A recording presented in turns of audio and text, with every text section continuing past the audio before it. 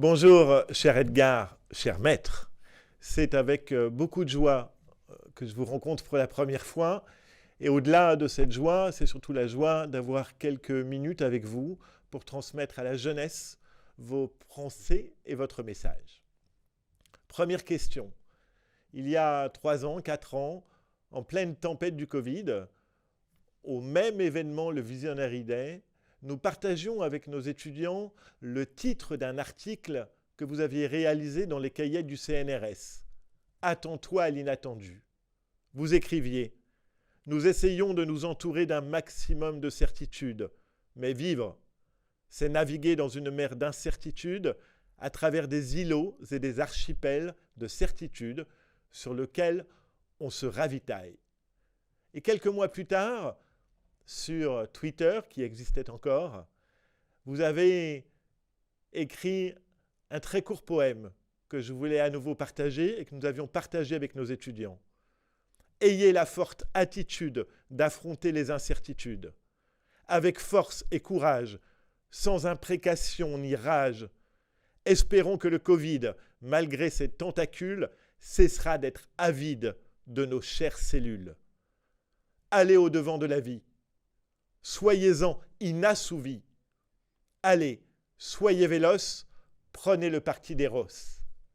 Alors Edgar, première question. S'attendre à l'inattendu aujourd'hui, qu'est-ce que ça veut dire? L'avenir est incertain. Et donc, je pense qu'il faut être vigilant. Bien sûr, nous avons des probabilités, mais en ce moment, elles ne sont pas favorables. Mais parfois, dans l'histoire, l'improbable arrive et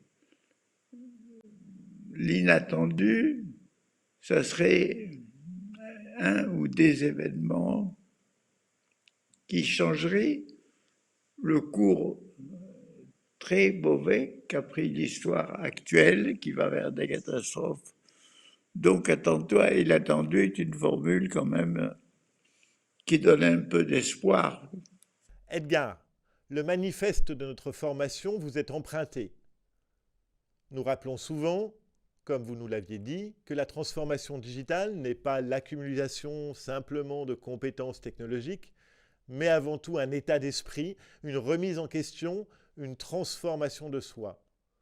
À nouveau, Edgar, quand on a 20-25 ans, que veut dire se transformer? Vous savez,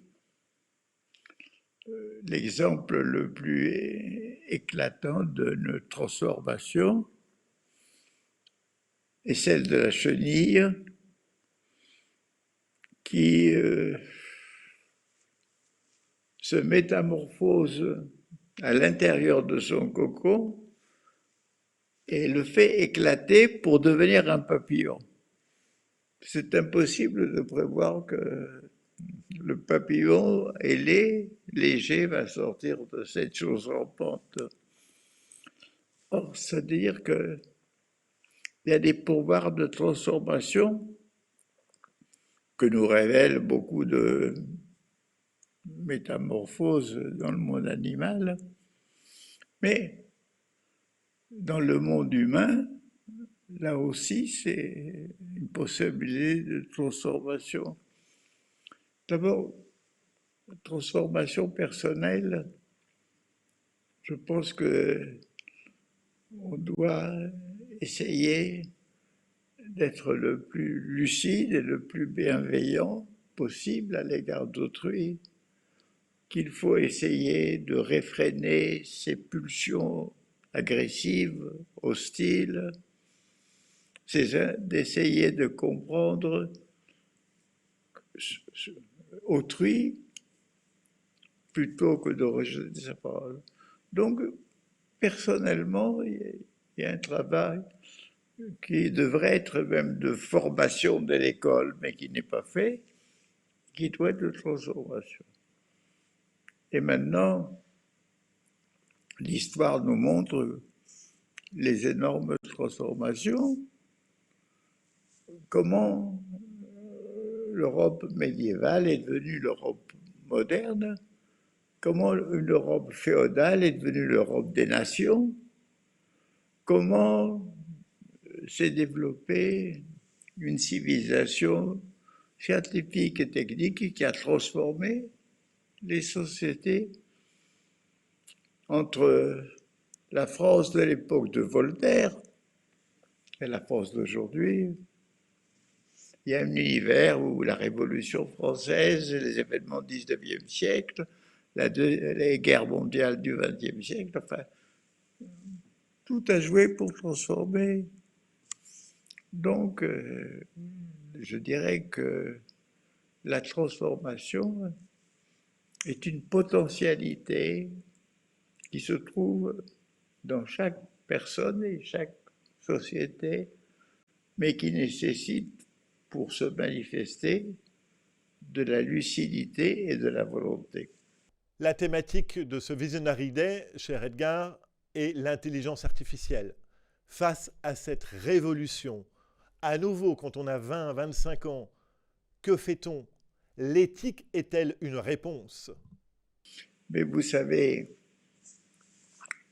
le premier problème, c'est que la science s'est fondée sur l'idée d'une pure objectivité sans aucune considération éthique. Ce qui, à ses débuts, était important parce qu'elle était libre par rapport à la religion qui était si importante au XVIIe siècle. Donc, la science. Bon.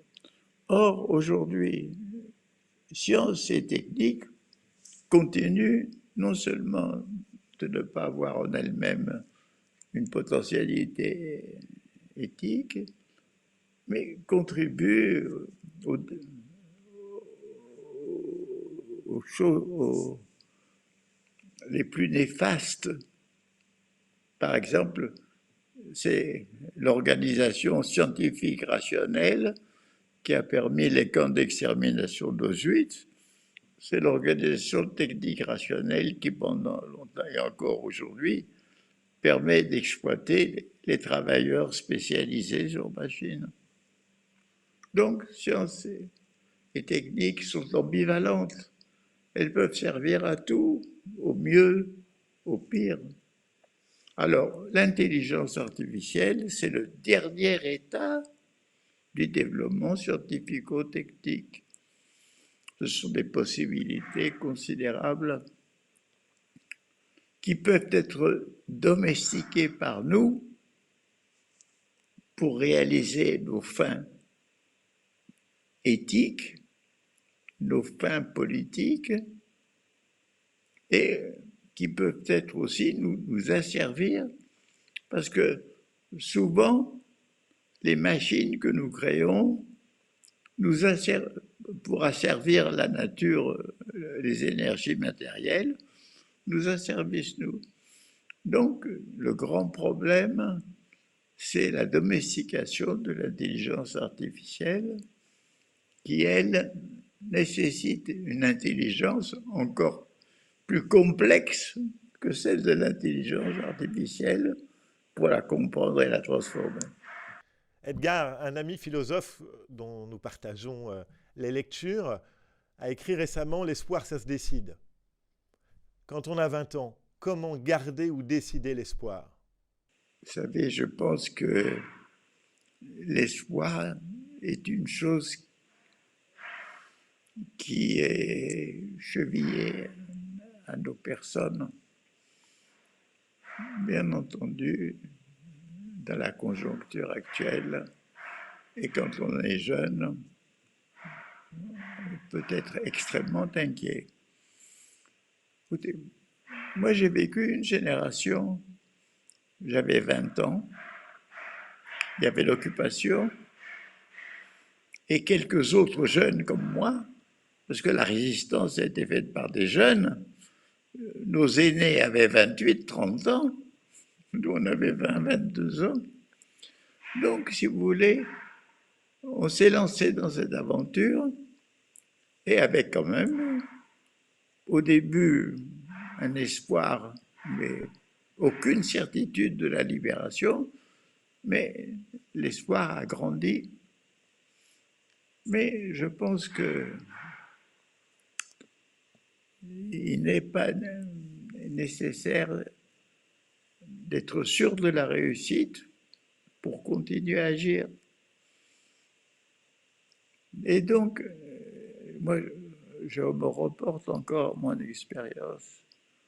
Quand j'étais résistant, je courais des risques, arrestation, torture, mise à mort, mais je me sentais bien dans ma peau. J'étais content. Pourquoi? Parce que je faisais ce qui me semblait bon, ce qui me semblait bien.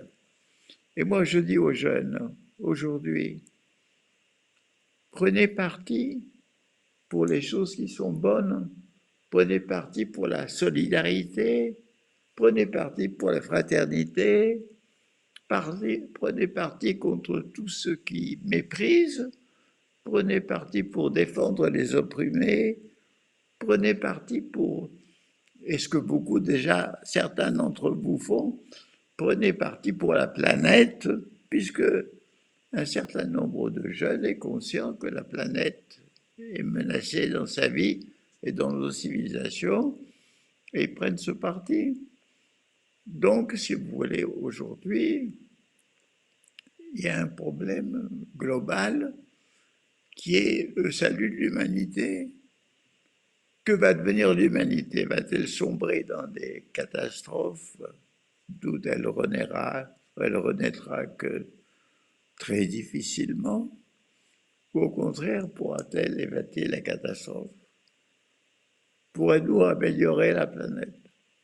Ça, c'est une cause formidable. Et je pense que si on se donne à cette cause, on aura, même si on n'a pas un espoir fort, mais on aura une conviction, la conviction de faire du bien, et nous sentirons, comme moi-même je me le sentais, tonifiés par ce que nous faisons. Dès qu'on fait quelque chose qui va dans un sens positif, on se sent bien dans sa peau. Et donc, une des réponses, c'est d'éviter la simple constatation de ce qui ne va pas, de voir, évidemment, de se laisser envahir par l'inquiétude, voire le désespoir. Donc, je pense qu'il y a une façon de réagir, c'est celle que j'ai indiquée. Une dernière question, Edgar. Dans Le Monde de cette semaine, vous avez publié une tribune dans laquelle vous évoquez les communautés résistantes. Qu'est-ce à dire? Qu'est-ce que ça veut dire aujourd'hui?